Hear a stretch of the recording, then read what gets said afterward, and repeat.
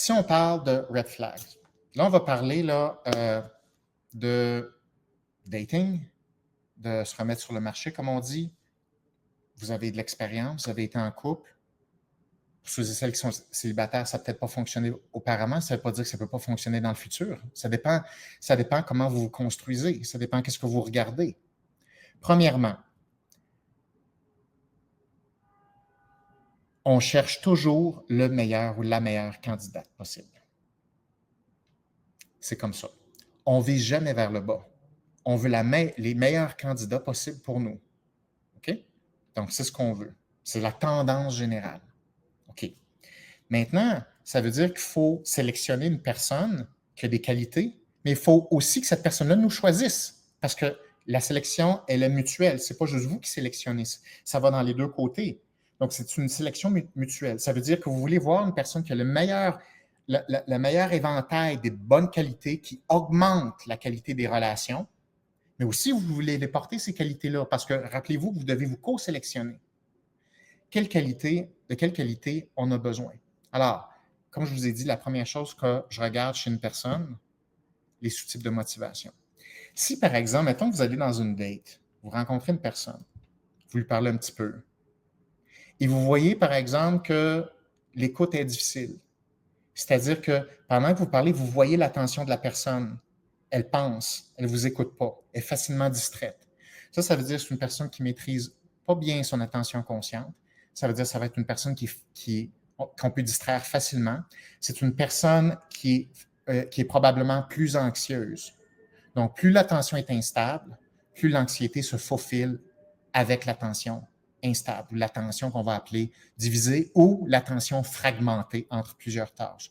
Donc, vous êtes face à face avec une personne, vous voyez l'attention qui est vacillante, qui est fragmentée en plusieurs tâches, qui regarde un petit peu partout, vous allez le sentir, OK? Quand vous vulnérabilisez avec une personne, si vous sentez qu'une personne a de la difficulté à vous écouter, puis vous sentez comme « Ah, c'est plus dur », l'écoute n'est pas là. Si l'écoute n'est pas là, la stabilité de l'attention n'est pas là, ça veut dire qu'il y a des grandes chances que cette personne-là, son cerveau soit plus habitué à interagir avec des motivations externes. Ça va créer une instabilité attentionnelle. Ça va créer des personnes qui regardent où est le renforcement dans l'instant présent. Oups, il n'est plus là, il regarde ailleurs. Oups, l'attention va là. Oups, il retombe dans sa tête. Oups, on texte un petit peu.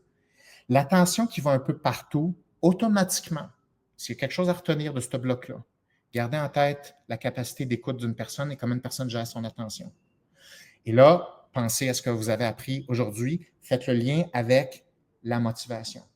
Plus une personne carbure aux motivations externes, plus elle est dépendante. Ça veut dire qu'elle est toujours en train de regarder où est le prochain renforcement. Ça va être une personne qui est plus instable. Donc, est-ce que ça va faire en sorte que ça va aider votre couple? Non. Une personne qui est plus dépendante, c'est une personne qui va avoir plus de difficultés à écouter, à aller plus loin dans les enjeux de conversation, être capable d'être motivé par des motivations internes, donc être en santé mentalement, donc pas prendre l'environnement comme étant une béquille. Donc, vous ne voulez pas une personne qui prend la relation comme béquille. La relation, ça ne peut pas remplacer la psychologie individuelle d'une personne. Si la personne en face de vous, par exemple, n'a pas d'intérêt, n'a pas de passion, n'aime pas plus son travail plus que ça, n'a pas vraiment de but à moyen puis à long terme, mais elle vous dit qu'elle a bien du fun dans l'instant présent parce qu'elle aime ça sortir au resto, aller consommer des affaires à gauche puis à droite. Ce sont des activités passives qui vont avoir agir comme une motivation externe. Donc, gardez ça en tête. Ce n'est pas un hasard, le système attentionnel, l'anxiété puis les systèmes de motivation. Okay? Plus une personne a une attention qui est stable, plus une personne est capable d'écouter, plus une personne est capable de gérer ses émotions négatives et son attention, même si vous parlez, puis, par exemple, la personne n'est pas d'accord avec vous, comme c'est 90% du temps dans toutes les discussions, aux enjeux importants, bien, si une personne ne gère pas ses émotions négatives, l'anxiété, son anxiété est hors contrôle, elle ne sait pas comment gérer ça, son attention va dans tous les sens, gros drapeau rouge. D'accord? Donc, si vous reconnaissez là-dedans, bien, déjà, ça vous renseigne que pour avoir un meilleur partenaire, vous devez augmenter vos motivations internes vous-même en premier. Parce que les gens qui sont en motivation interne vont également chercher d'autres personnes qui ont des motivations internes. Donc, si vous voulez sélectionner une personne de qualité et également être sélectionné par une personne de qualité, optimiser ces fonctions-là vont produire du résultat. C'est absolument garanti.